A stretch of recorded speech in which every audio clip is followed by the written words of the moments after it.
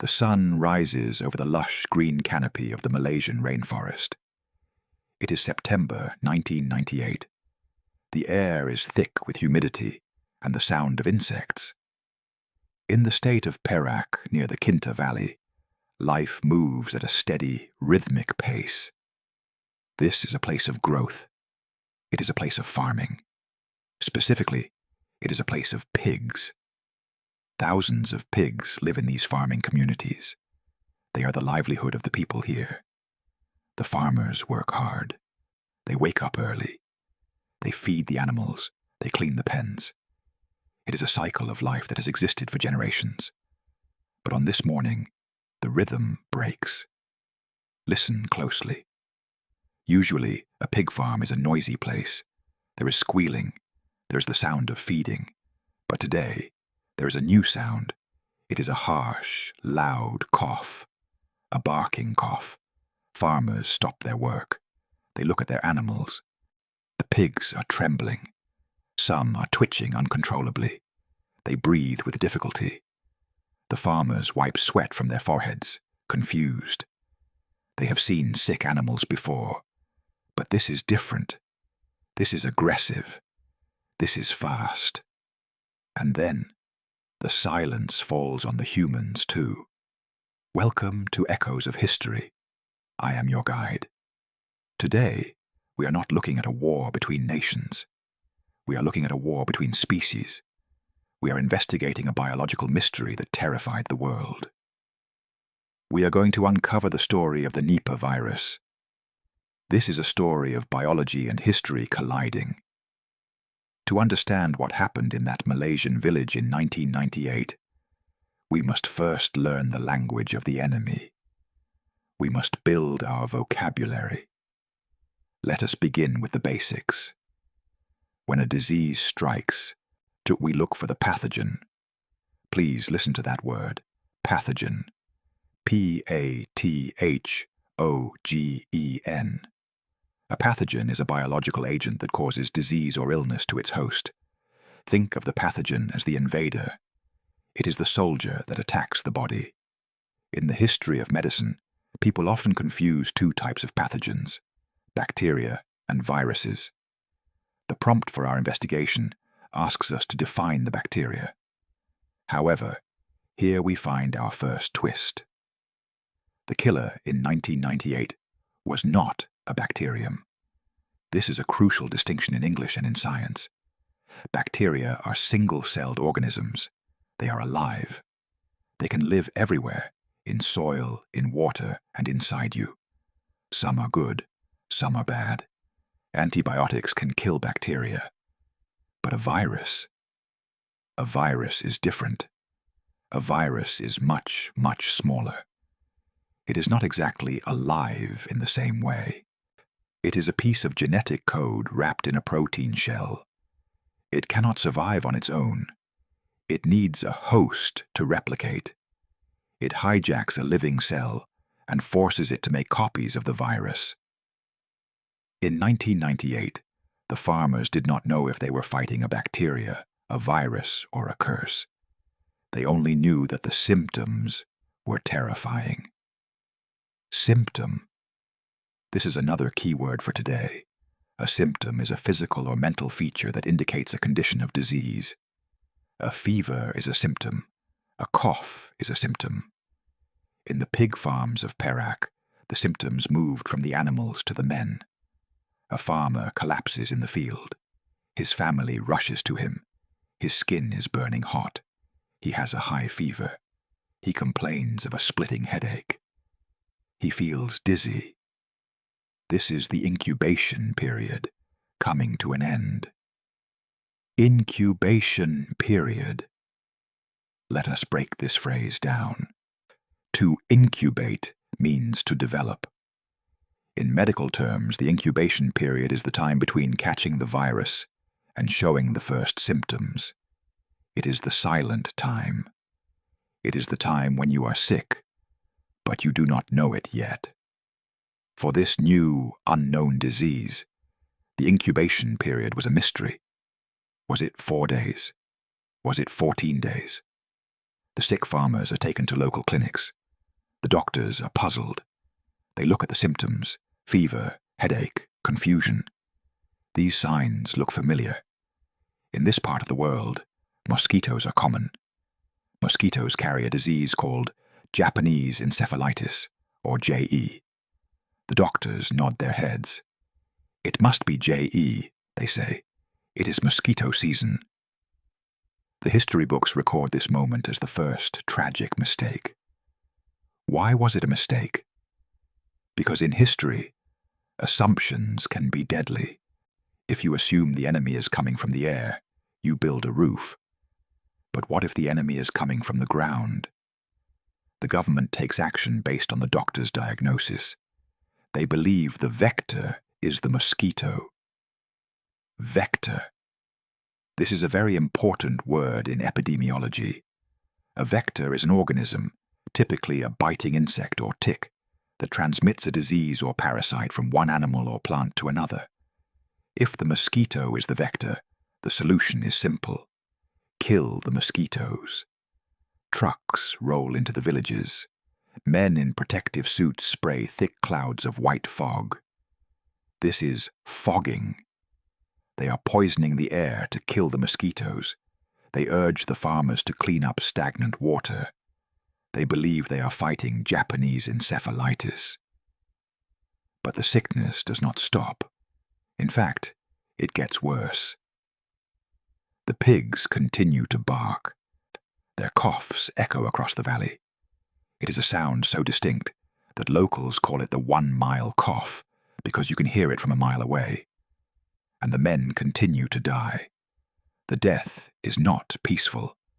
The virus attacks the brain. This is called encephalitis. Encephalitis means inflammation of the brain. The brain swells against the skull. The victim becomes drowsy. They lose their balance. They may have seizures. Eventually they fall into a coma. And then silence. The cause of death is officially recorded as viral encephalitis, but the source remains a question mark. By December 1998, the outbreak spreads. It moves from Perak to other states. It travels south to Negeri Sembilan. It reaches the largest pig farming community in the country, Bukit Pelanduk. Bukit Pelanduk is a town built on pigs. It is an economic engine. Thousands of people rely on this trade. When the trucks arrive carrying pigs from the north, they bring the invisible passenger with them.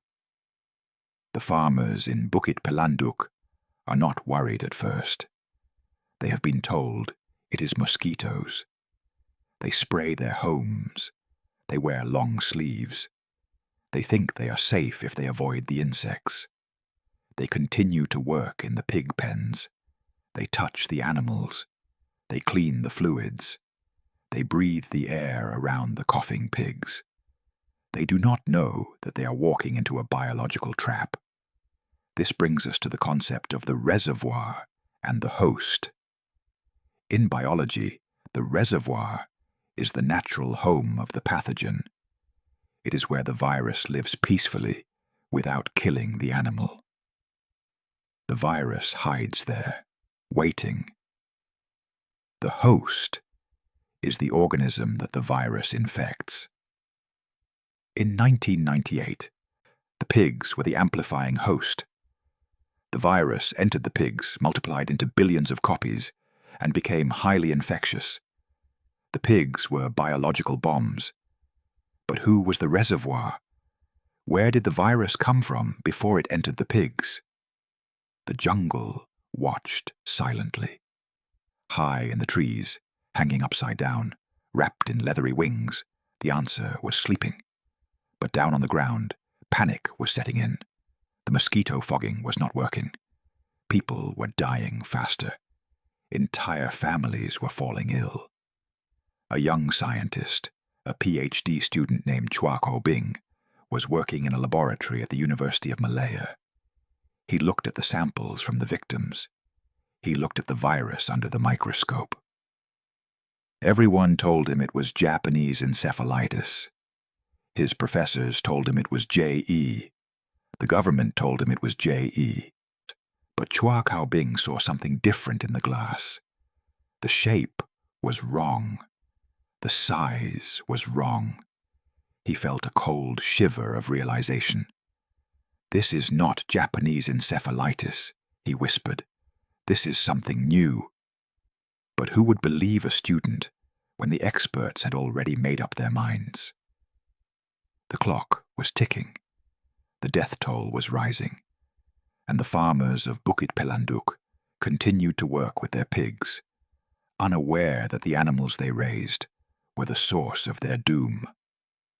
The microscope does not lie, but people do. Or rather, people see what they expect to see. In the laboratory at the University of Malaya, Dr. Chua Kaobing is staring at a ghost. The virus under the lens looks strange.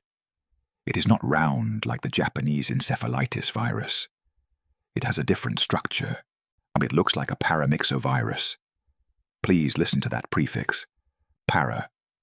It usually means alongside or near. In biology, a paramyxovirus is a family of viruses known for causing respiratory diseases. Measles is a distant cousin. Mumps is a cousin. Dr. Chua feels a heavy burden. He knows that if he is right, the government's strategy is wrong. If he is right, every truck spraying mosquito fog is wasting time, and time is running out. He tries to tell his superiors. They are skeptical. The medical community is convinced it is mosquitoes. They tell him to go back to work. They tell him to stop imagining things. This is a classic historical moment. The lone voice of truth against the chorus of consensus. Desperate, Dr. Chua takes a bold step. He packs the virus samples into a suitcase. He boards a plane, and he is flying to the United States, to the Centers for Disease Control and Prevention, CDC, in Fort Collins, Colorado. This is one of the most advanced laboratories in the world. He carries the deadly secret in his luggage. In the United States, the scientists look at the sample. They run tests. The machines hum. The data appears on the screens. The room goes quiet. Chua was right. It is a new virus. It has never been seen before in humans. They need to name it. In history, diseases are often named after the place of their discovery. The sample came from a patient in a small village in Malaysia called Sungai Nipah. Sungai means river. Nipah is a type of palm tree. And so, the monster receives its name, the Nipah virus. Now we must update our vocabulary to understand why this discovery changed everything. The first word is zoonotic. zoonotic. A zoonotic disease is a disease that can be transmitted from animals to humans. Zoo refers to animals. Most new infectious diseases are zoonotic. The second word is transmission. Transmission is the action or process of transmitting something. In medicine, it asks the question, how does the virus travel? For months, everyone believed the transmission was vector-borne, carried by mosquitoes. But the CDC and Dr. Chua discovered the truth. The transmission was direct contact. The virus was not in the mosquitoes. It was in the pigs. Secretions. Secretion. This is a polite biological word for fluids that come out of the body. Saliva is a secretion.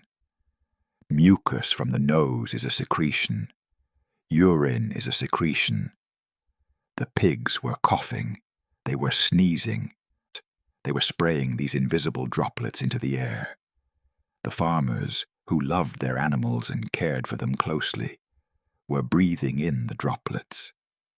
They were touching the wet railings of the pens, and then wiping their faces.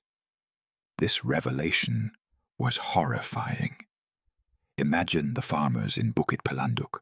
For months, they believed the danger was outside, flying in the air. They thought the pigs were just victims, like them. But the reality was far darker. The pigs were the factories of the disease. The source of their wealth was the source of their death. This changes the mortality rate. The mortality rate is a measure of the number of deaths in a particular population. For Japanese encephalitis, the mortality rate is usually low for adults. But for Nipah virus, the mortality rate was terrifyingly high, and nearly 40% to 75% of those infected were dying. Back in Malaysia, the news breaks. It is March 1999. The government receives the call from the CDC. The mistake is revealed. The strategy must shift 180 degrees. Stop fogging the mosquitoes. The mosquitoes are innocent. Look at the pigs. A new order comes down from the highest levels of government. It is a harsh, brutal order. It is an order that will destroy the economy of the region to save the lives of the nation. If the pigs are the host must be eliminated. The military is mobilized. Soldiers are not sent to fight a foreign army. They are sent to the farms. They wear full protective gear, white suits, heavy rubber boots, masks and goggles. They look like astronauts invading the countryside. Their mission is culling. Culling. This is a difficult word. To cull means to reduce the population of a wild animal by selective slaughter. In this context, it meant killing every pig in the infected zone. The sound of the Kinta Valley changes again. First, it was the squealing of healthy pigs. Then, it was the barking cough of sick pigs. Now, it is the sound of gunshots. Farmers stand by their fences, weeping. They watch their livelihood, their investment, and their history being destroyed. Pits are dug in the earth. Thousands of animals are pushed into the graves. It is a scene of biblical devastation. But it is necessary. The biology demands it. To break the chain of transmission, you must remove the host. But as the soldiers work, a new question arises. A question that haunts the scientists even today. We know the pigs gave the virus to the humans, but the pigs do not naturally carry this virus. The pigs were sick too. They were dying too. This means the pigs were just a middleman. They were a bridge. So where did the virus come from originally? Who is the true natural reservoir? The scientists look away from the pig pens. They look up. They look at the ancient rainforest that surrounds the farms. The jungle has been there for millions of years. Something in the forest was disturbed. Something came out of the shadows. To find the origin, we must learn about the fruit bat. And we must understand how a single piece of fruit can start a global panic.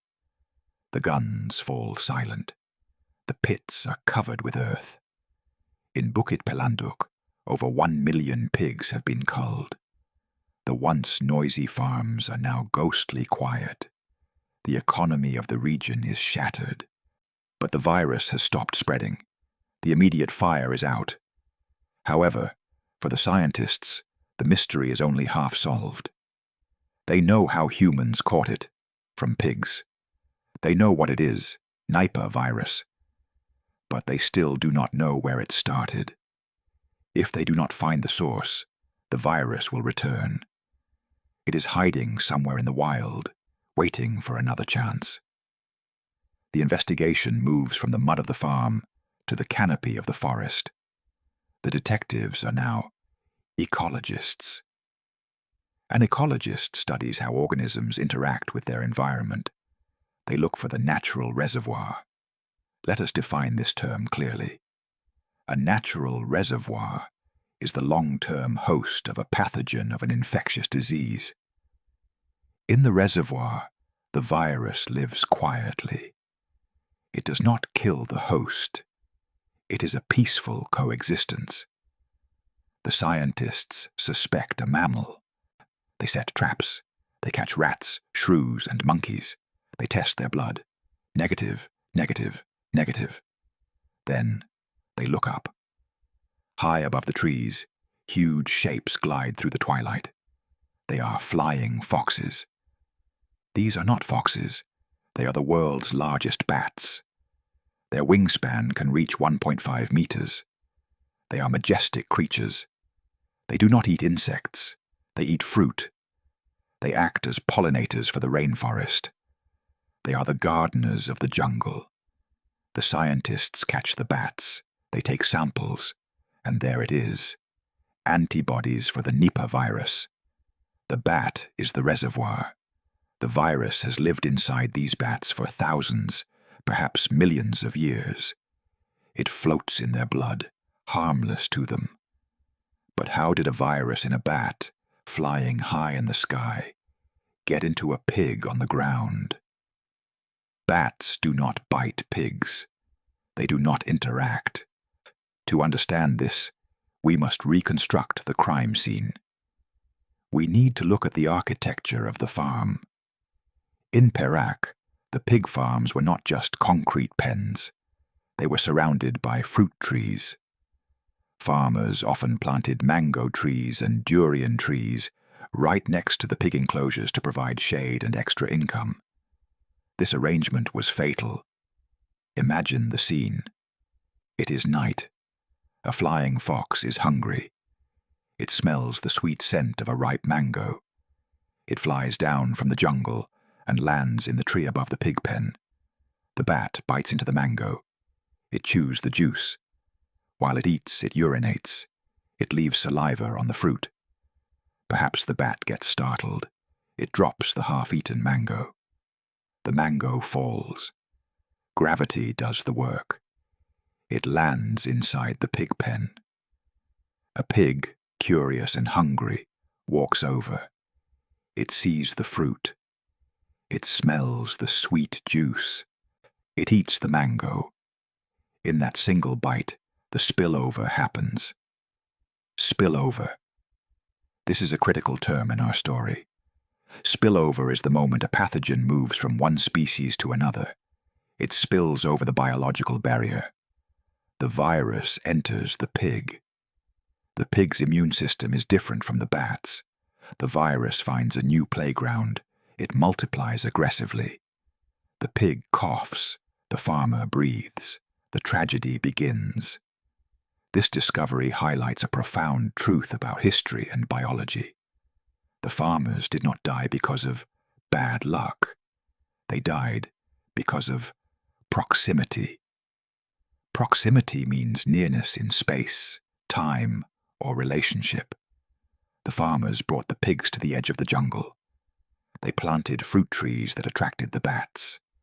They created the perfect meeting place for two species that should never have met. But why now? Bats have lived in Malaysia forever. Pigs have been farmed for decades.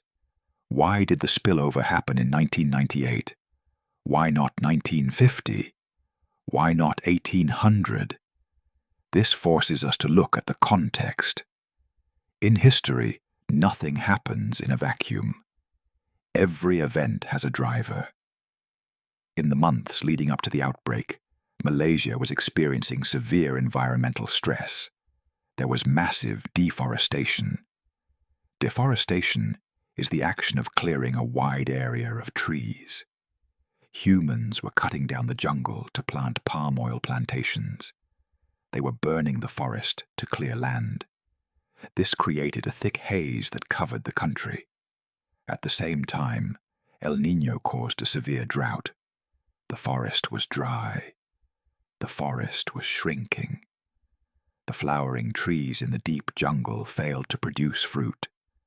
The bats were starving. Their home was being destroyed. They had no choice. They had to migrate. They had to fly closer to the humans to find food. They found the orchards on the pig farms. The bats were refugees. They were fleeing an ecological disaster caused by humans. In their flight for survival, they brought their virus with them. This changes the story, doesn't it? It is not a story of an evil virus attacking innocent humans.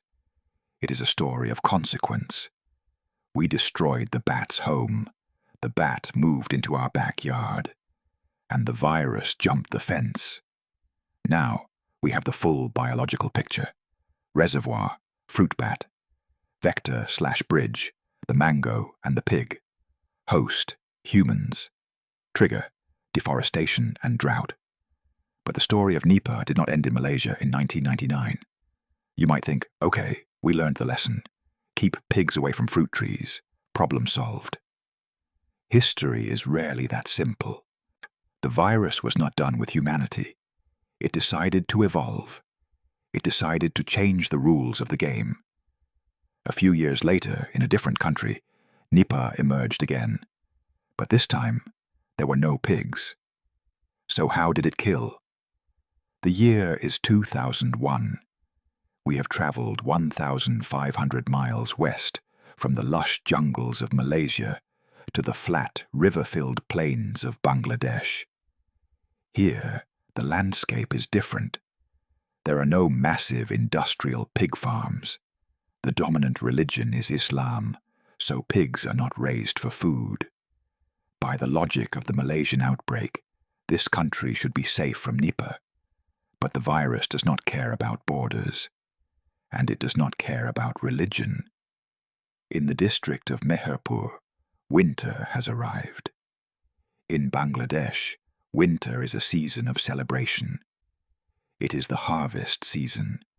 It is also the season of Khejur Rosh. Khejur Rosh is raw date palm sap. It is a sweet, sugary liquid that drips from the date palm trees. It is a national delicacy.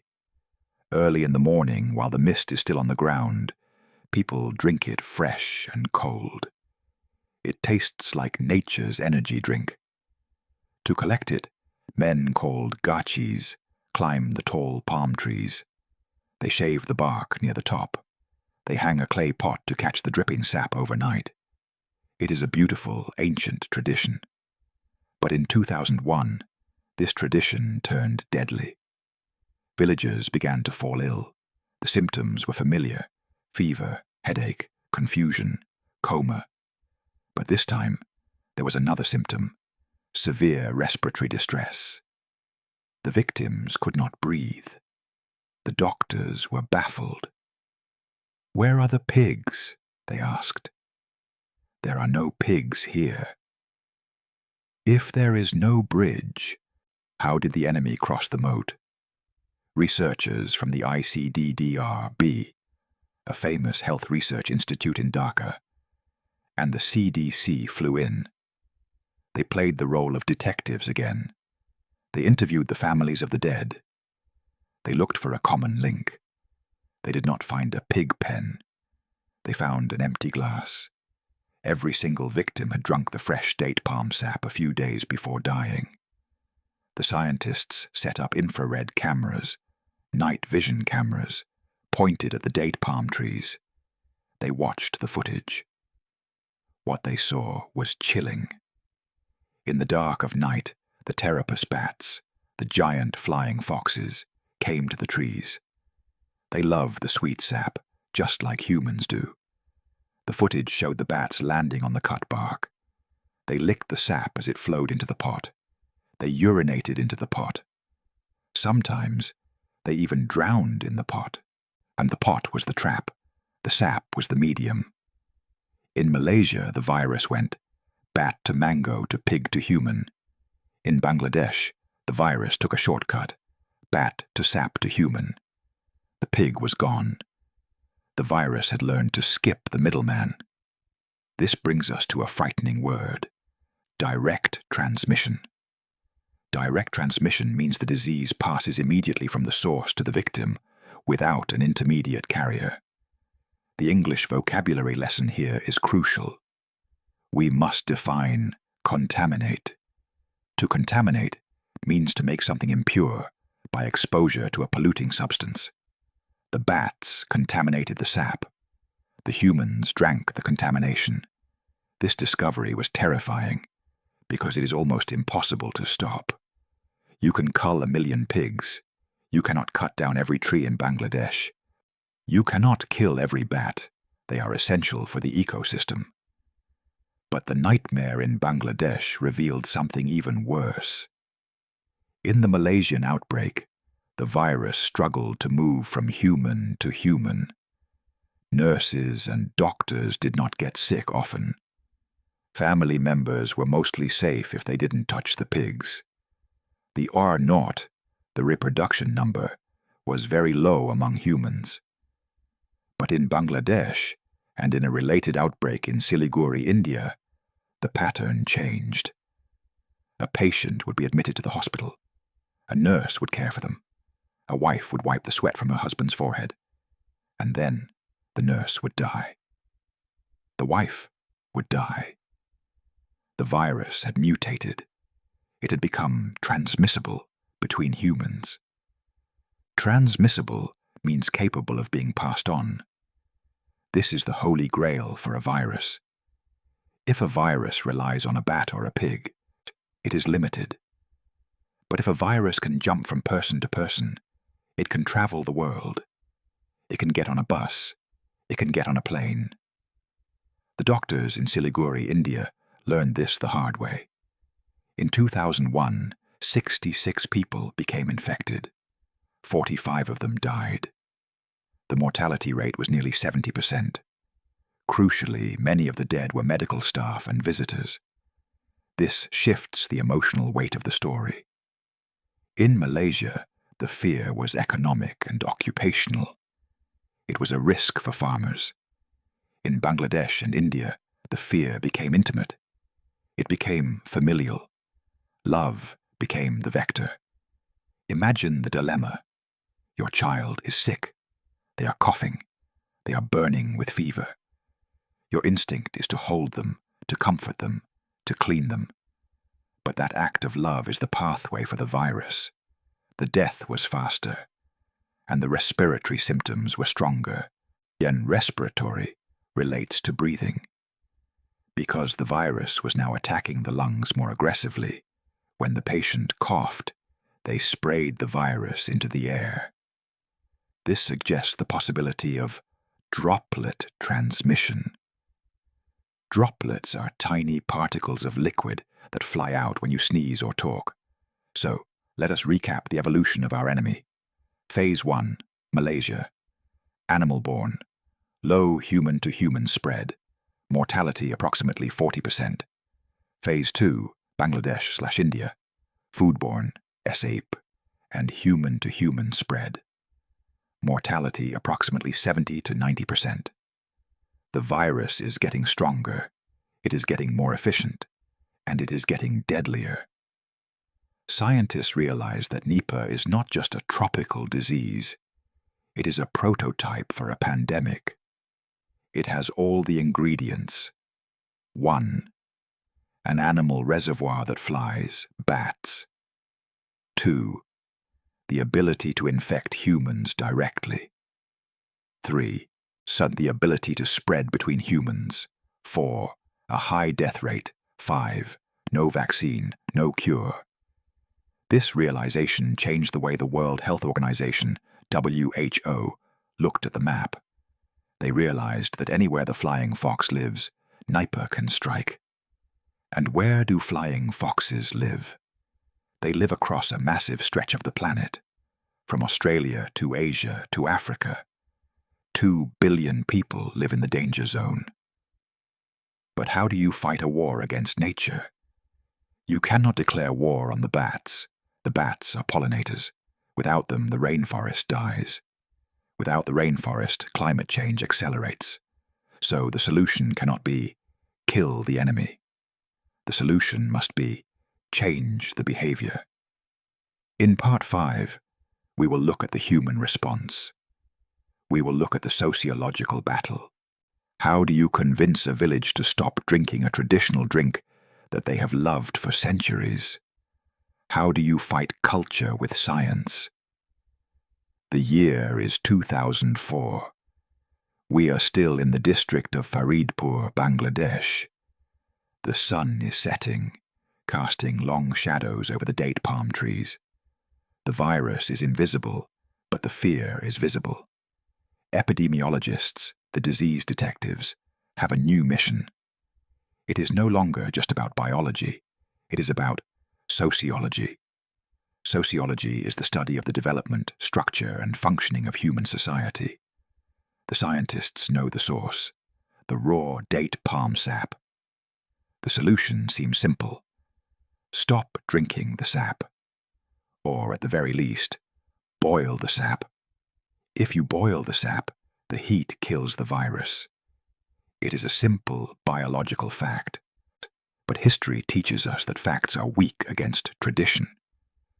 Tradition is a long-established custom or belief that has been passed on from generation to generation. Imagine a scientist from the city coming to your village. He wears strange clothes. He speaks differently. He tells you that the drink your grandfather drank, the drink your mother gave you as a child, the drink that signifies the joy of winter, is poison. He tells you an invisible demon from a bat is swimming in it. The villagers look at the clear, sweet liquid. It looks pure. It tastes delicious. They look at the scientist. They look at the bat. They shake their heads. My ancestors drank this, they say. They were strong. Why should I stop? This is the cultural barrier. Language learners, please note this phrase.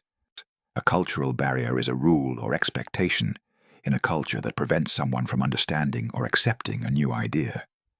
The scientists realized they could not just give orders. They had to tell a better story. They had to use risk communication. Risk communication is the exchange of real-time information, advice, and opinions between experts and people facing threats to their health. They launched campaigns. They did not just use dry medical terms. They used images. They used local theater. They went to the schools. They showed videos of the bats urinating in the pots. This was a turning point. Seeing is believing. The disgust factor is a powerful tool in human evolution. When the villagers saw the bat urine entering the pot, the romance of the tradition broke. The drink was no longer pure. It was contaminated. But there was another solution, a simpler one, an elegant invention. If you cannot stop the bat from flying, and you cannot stop the human from drinking, you must block the contact. The scientists and the villagers developed a low-tech shield. They called it the bamboo skirt. It is a simple woven cover made of bamboo or dried leaves. The farmer places it over the mouth of the collection pot. The sap can still drip into the pot, but the bat cannot reach it. The bat lands. It tries to lick the sap. It hits the bamboo. It flies away. This is a beautiful example of adaptation.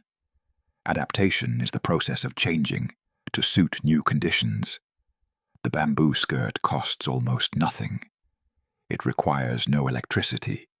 It requires no vaccine. But it breaks the chain of transmission. It is a victory for public health. Public health is the science of protecting and improving the health of people and their communities. However, the war is never perfectly won. Not everyone uses the skirts. Some people forget. Some people are lazy. Some people still prefer the taste of raw, unboiled sap. So outbreaks continue to happen almost every year in Bangladesh and India. They are small, 10 deaths here, 20 deaths there. They do not make global headlines like COVID-19. But the scientists watch them closely. They call Nipah a sporadic disease. Sporadic means occurring at irregular intervals, or only in a few places, scattered or isolated. But why does the World Health Organization, WHO, list Nipah as a priority pathogen? A priority pathogen is a disease that poses a major public health risk because of its epidemic potential, and for which there are no countermeasures, no drugs, no vaccines. The fear is not what Nipah is doing now. The fear is what Nipah could do in the future. Let us introduce the concept of mutation rate. RNA viruses, like Nipah, mutate. They change their genetic code. Right now, Nipah kills quickly. This, ironically, is good for the rest of us. If a virus kills its host too fast, the host cannot travel. The host cannot get on an airplane to New York or London or Tokyo. The virus burns itself out. It hits a dead end. But what if Nipah mutated to have a longer incubation period? What if you could carry it for 3 weeks without symptoms, walking through airports, sitting in movie theaters? And what if it kept its 70% mortality rate? That is the doomsday scenario. This is why scientists are currently racing to develop a monoclonal antibody and a vaccine.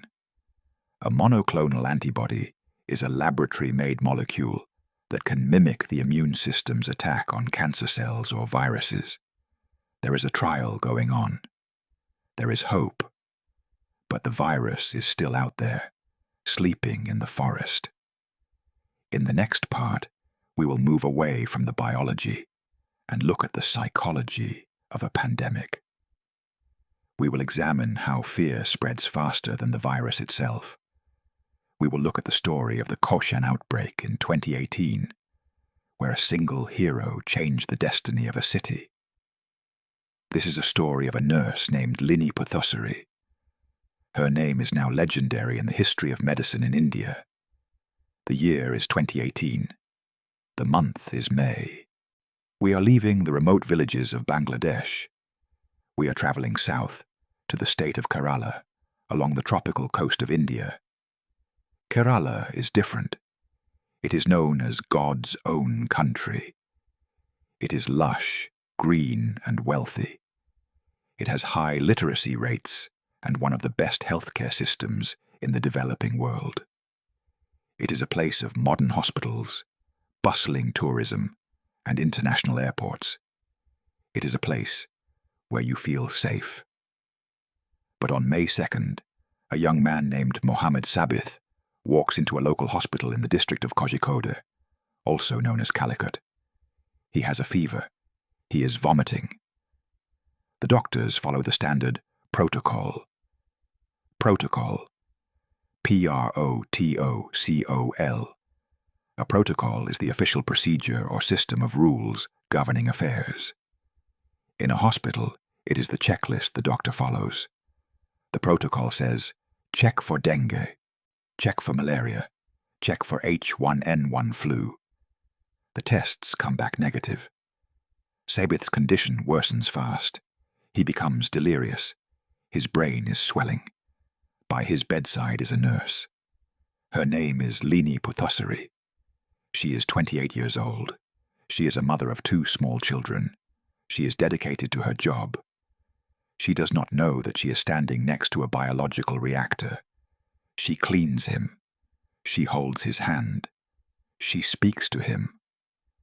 In the process of caring, the virus seizes its opportunity. It jumps. Sabith dies on May 5th. His death is tragic, but medically it is still a mystery. The doctors are confused, but not panicked. Not yet. Then Sabith's brother gets sick. Then his aunt gets sick. And then Lini gets sick. This is the moment the alarm rings.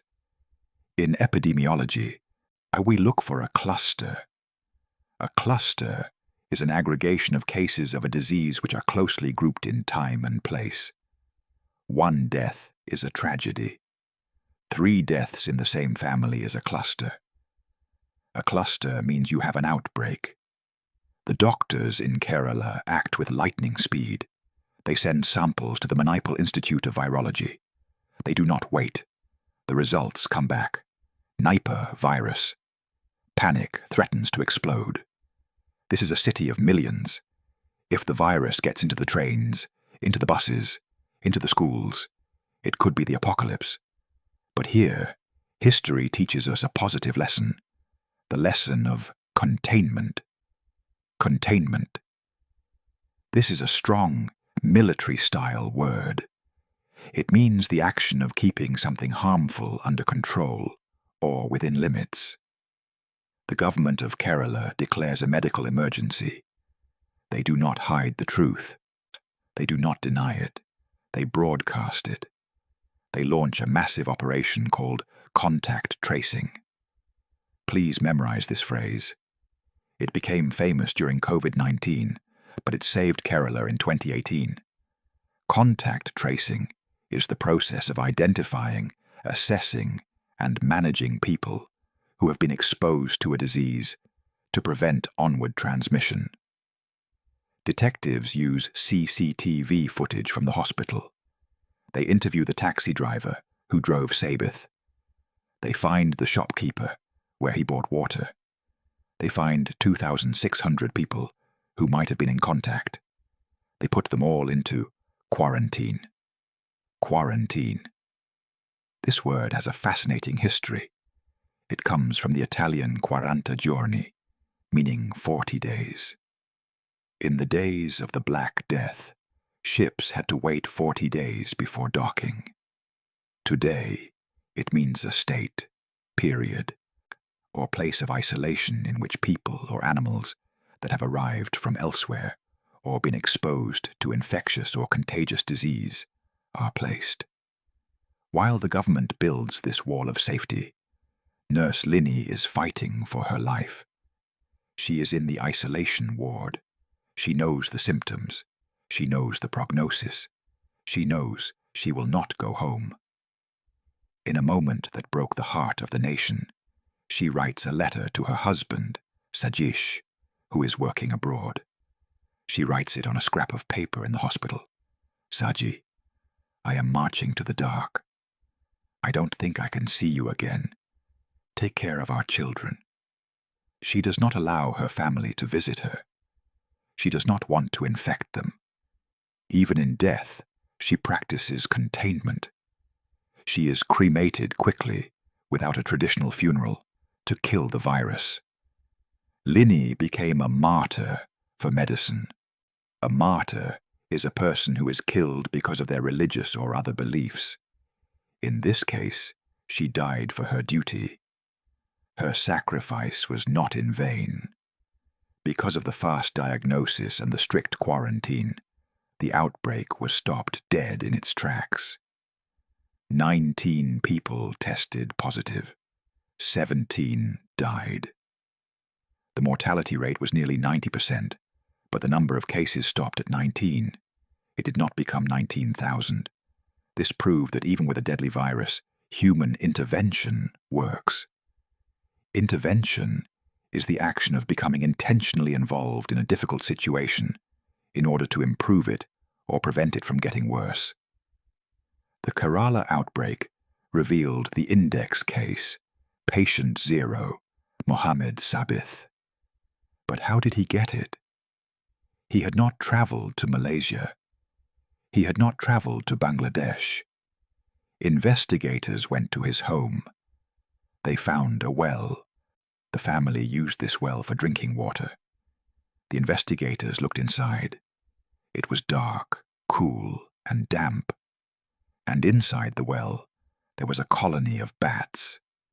The Pteropus bats were living in the well. Their droppings were falling into the water. Sabith drank the water. The cycle had repeated.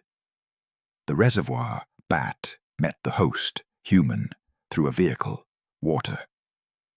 The lesson of Kerala is a lesson of vigilance.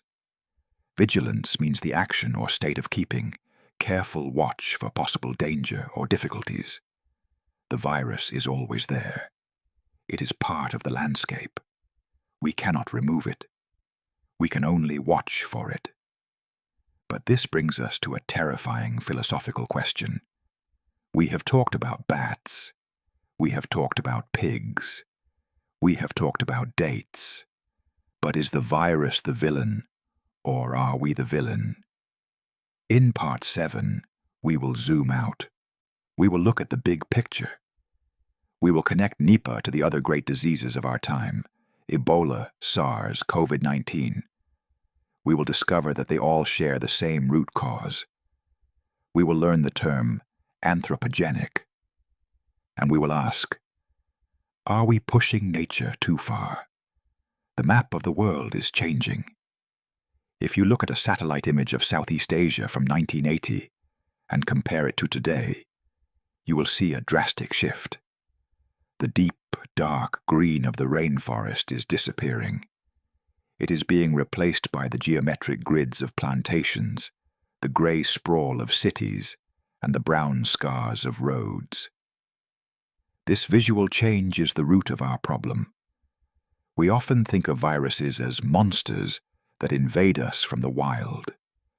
We imagine the jungle is full of enemies waiting to attack. But the scientific truth is the opposite. The jungle is a container. As long as the jungle is intact, the viruses stay inside. They stay within their natural reservoirs. They circulate in the bats, the monkeys, and the rodents, doing little harm. But when we cut the trees, we break the container. This brings us to a sophisticated but essential word: anthropogenic. ANTHROPOGENIC.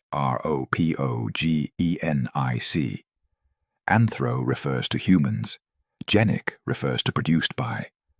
Anthropogenic means environmental change caused or influenced by people, either directly or indirectly.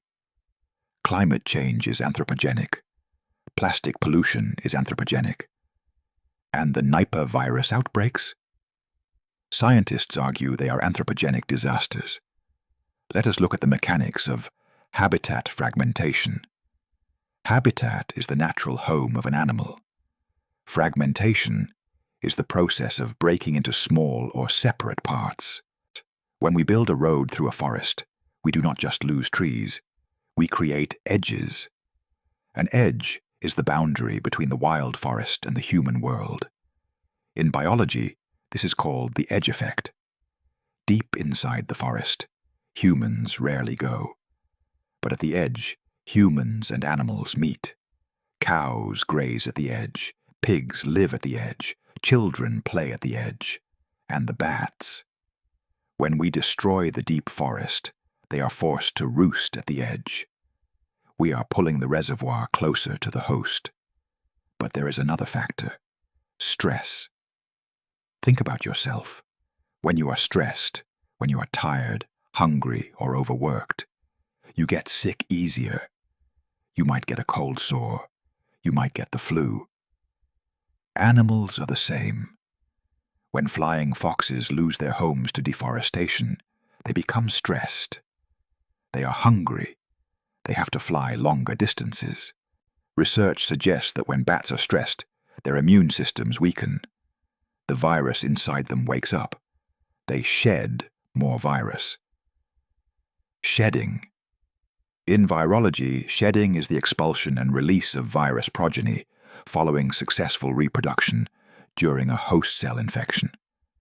A stressed bat excretes more virus in its urine and saliva than a happy, well-fed bat. So, by cutting down the forest, we are doing two things. 1. We are forcing the bats to come live with us. 2. We are making the bats sicker and more infectious. We are manufacturing the perfect storm. This realization led to a new philosophy in global health. It is called One Health. Please write this down. It is the future of medicine.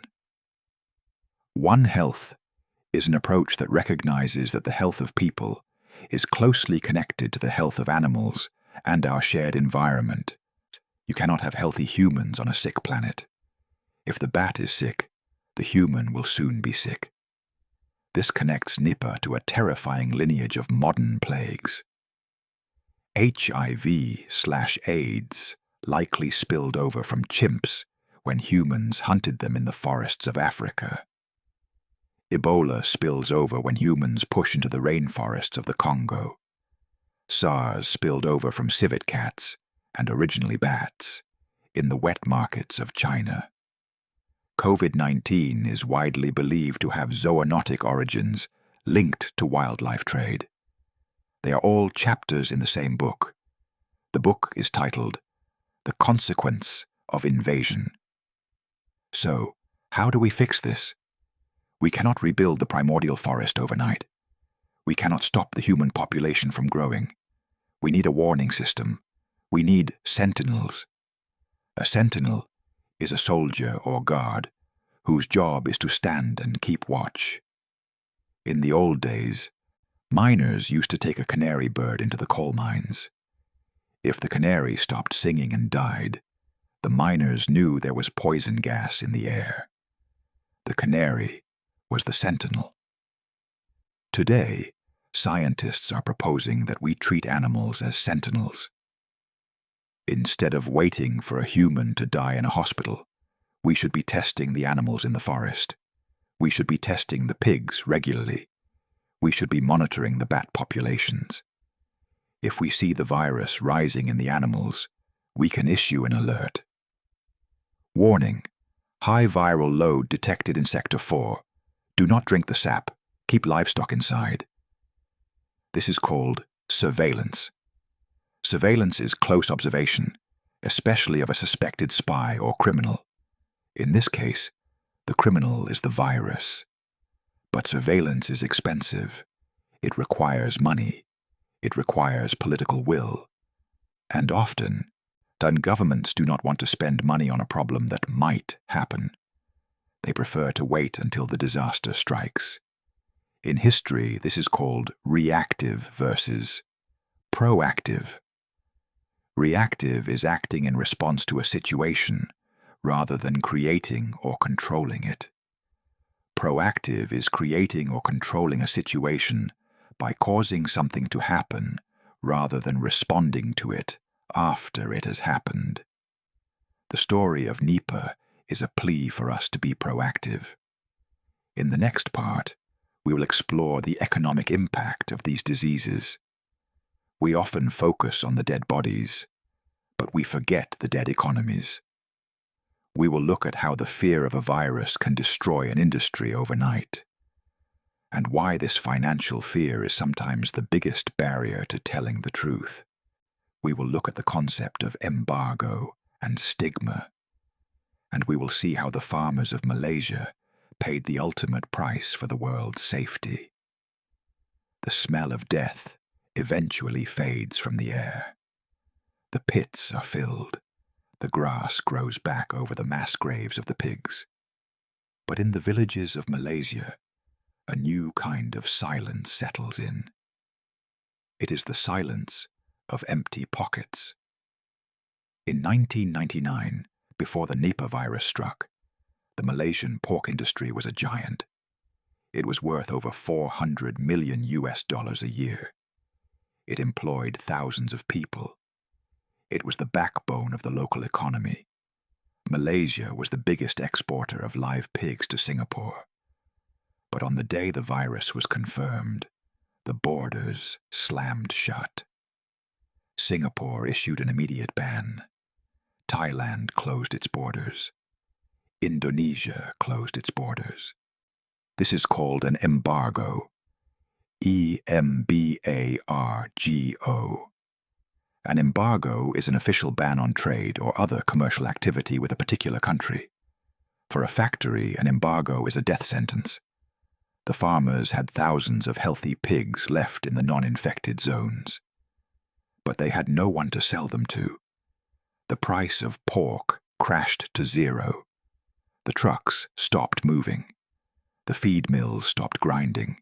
The banks stopped lending money. This brings us to the word bankruptcy. Bankruptcy is the legal state of being unable to pay outstanding debts.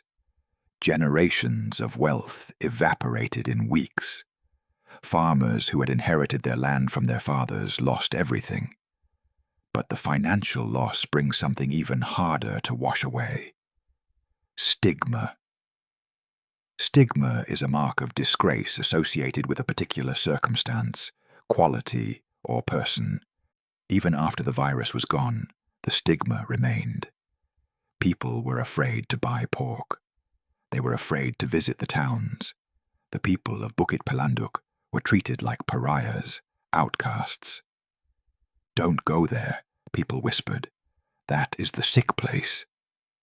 This economic terror teaches us a dangerous lesson about human nature. Imagine you are a farmer today. You see a pig coughing. You know that if you report it to the government, they will come. They will kill all your animals. They will declare an embargo.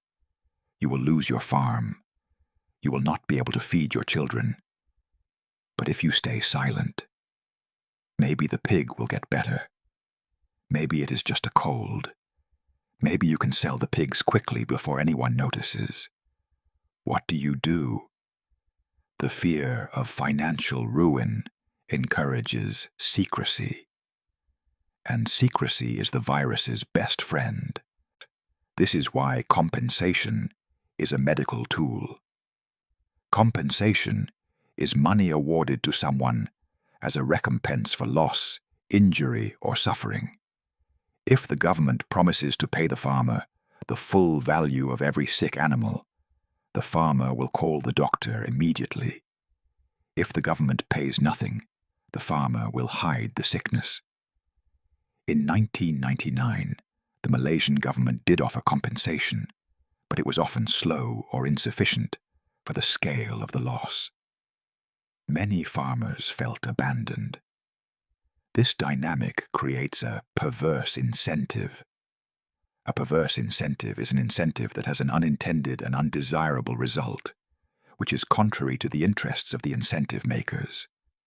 By punishing the infected farms too harshly, with total destruction and no money, we incentivize them to hide the infection. The impact of Nipah went beyond the farms. It reshaped the demographics of the region. Many young people left the villages. They moved to the cities to work in factories or drive taxis.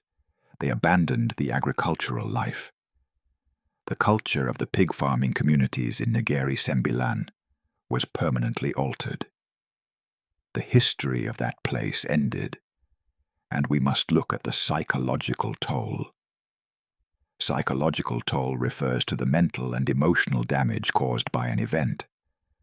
Suicide rates in the affected areas increased.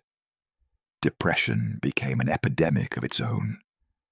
The virus killed the body, but the embargo crushed the spirit. This is the hidden cost of a pandemic. We count the bodies in the morgue. We rarely count the dreams destroying in the bank account. English learners listen to the phrase collateral damage. Collateral damage is general term for deaths, injuries, or other damage inflicted on an unintended target.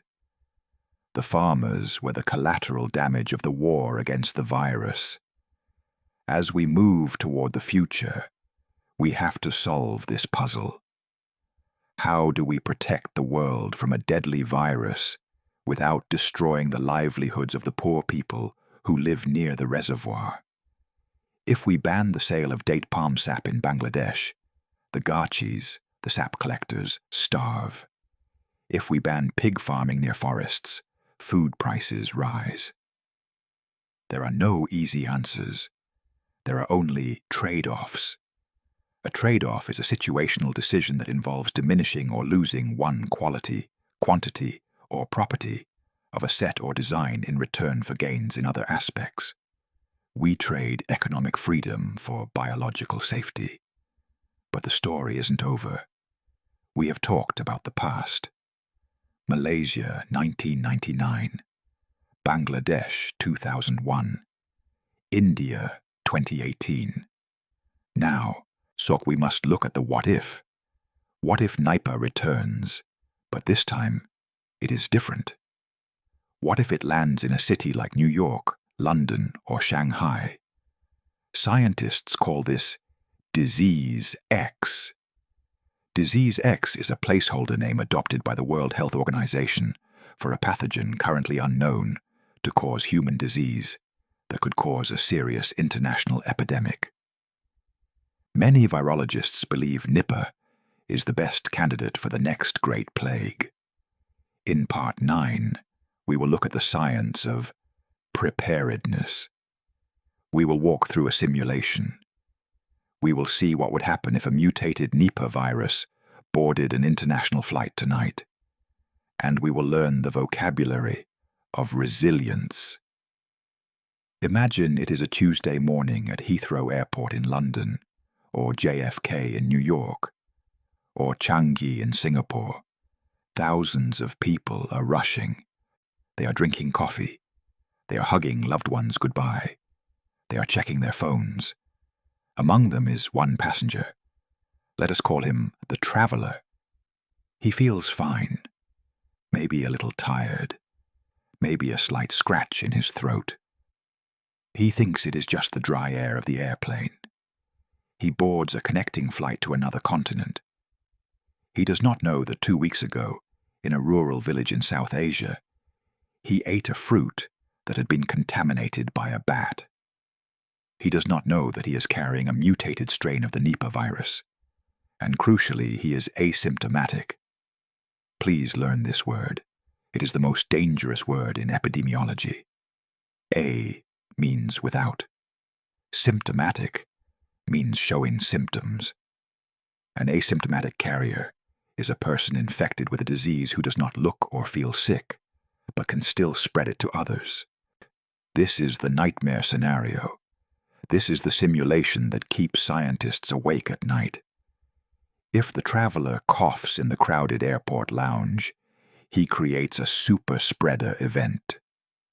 A super spreader event is an incident where one infectious individual infects a large number of other people, far more than the average. The people in the lounge get on different planes. They fly to Tokyo, Paris, Dubai, and Toronto.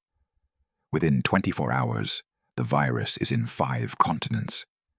Now, do the math. COVID-19 had a mortality rate of roughly 1% to 2%, depending on the time and place. It shut down the world. Nipah has a mortality rate of 40% to 75%. If a virus with the speed of COVID and the lethality of Nipah hit the global infrastructure, society would not just pause, it might collapse. Infrastructure. This refers to the basic physical and organizational structures needed for the operation of a society. Roads, power plants, hospitals, food supply chains. If 50% of the truck drivers get sick, food does not reach the supermarket. If 50% of the nurses die, the hospitals close. This is why the World Health Organization, WHO, added Nipah to the list of Disease X candidates. Disease X is not a specific disease. It is a concept. It represents the knowledge that a serious international epidemic could be caused by a pathogen currently unknown to cause human disease. Basically, it is the placeholder for the next big one. The purpose of this simulation is not to scare you. It is to help us practice preparedness. Preparedness is a state of readiness, especially for war or disaster. In English, we use hypothetical language to discuss these scenarios. We use words like suppose, imagine, and what if. Suppose the virus mutates. What if the incubation period extends to 21 days? So, how do we defend ourselves against this hypothetical ghost? We cannot rely on luck. We need resilience. RESILIENCE. Resilience is the capacity to recover quickly from difficulties. Toughness. In a system, it means the ability to absorb a shock and keep functioning. Building resilience means investing in science before the panic starts. Right now, an organization called CEPI, Coalition for Epidemic Preparedness Innovations, is funding the race for a Nipah vaccine. They are working on it right now. They are not waiting for the traveler to board the plane. They are trying to build the shield before the arrow is fired. They are using the same technology that gave us the COVID-19 vaccines mRNA, and viral vectors. The goal is to have a stockpile of vaccines ready. If an outbreak happens in Bangladesh, they can rush the vaccines there in 48 hours. They can create a ring of immunity. Ring vaccination is a strategy where you vaccinate everyone in the immediate circle of the infected person, and then everyone in their circle. You cut off the fire's oxygen. But resilience is also about information. It is about the transparency of nations. Transparency implies openness, communication, and accountability. If a country hides the outbreak, like the farmers hiding the pigs, the virus wins. If the country shares the data immediately, humanity stands a chance. This brings us back to the most important lesson of history. Viruses are biological, but pandemics are social. A virus becomes a pandemic only when society fails to cooperate. We have seen the tragedy in Malaysia. We have seen the cultural struggle in Bangladesh. We have seen the heroism in India. We have seen the potential for global catastrophe. The Nipah virus is a teacher. It is strict. It is cruel. But it is honest. It tells us that we are part of nature, not above it. It tells us that what happens in a remote jungle matters to a skyscraper in the city. In the final part of our journey, part 10, we will summarize everything we have learned. We will review the key vocabulary, from pathogen to spillover to resilience, and we will end with a message of hope. Because despite the fear, despite the death, humanity has a superpower that the virus does not have. The virus can evolve, but we can learn. We have traveled far together. We started in the humid pig farms of Malaysia in 1998. We climbed the date palm trees of Bangladesh. We stood by the hospital bed of a hero nurse in India. And we looked into a hypothetical future at an international airport. The story of the Nipah virus is not just a medical case study. It is a history of our modern world. As we close this documentary, let us look back at the map we have drawn. Let us consolidate our vocabulary, because these words are your tools. They are the keys to understanding English news, history, and science. Remember the pathogen, the invisible enemy, the biological agent. In our story, the pathogen was a paramyxovirus. It was not a bacteria. It was not a curse. It was a piece of genetic code looking for a home. Remember the reservoir, the flying fox, the fruit bat. High in the trees, the virus lived peacefully. The bat was not the villain. The bat was the vessel. It was only when the vessel cracked, when we cut down the forest, that the trouble began. Remember the spillover, the moment the barrier broke, the mango falling into the pig pen, the urine dripping into the date palm sap, the water in the well. Spillover is the collision of two worlds that should have stayed apart. And remember the amplifier. The pigs were the amplifiers. They took a small spark from the jungle and turned it into a roaring fire. They made the virus strong enough to kill humans. But the most important word we learned is anthropogenic, human-caused. We learned that pandemics are not random accidents. They are the results of our choices. When we destroy the habitat, we invite the disease. When we ignore the context, we pay the price. However, this story does not end in darkness. It ends with a challenge. Viruses have existed for billions of years. They are the most successful biological entities on Earth.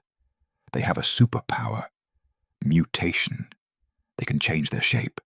They can adapt to any lock. They are relentless. But we have a superpower too. Our superpower is collective intelligence. A virus cannot talk to another virus in London and say, "Watch out for the vaccine." But we can. Dr. Chua Bing in Malaysia can share his discovery with the CDC in America. The doctors in Kerala can share their contact tracing protocols with the world. We can learn from history. This is the core of the One Health philosophy.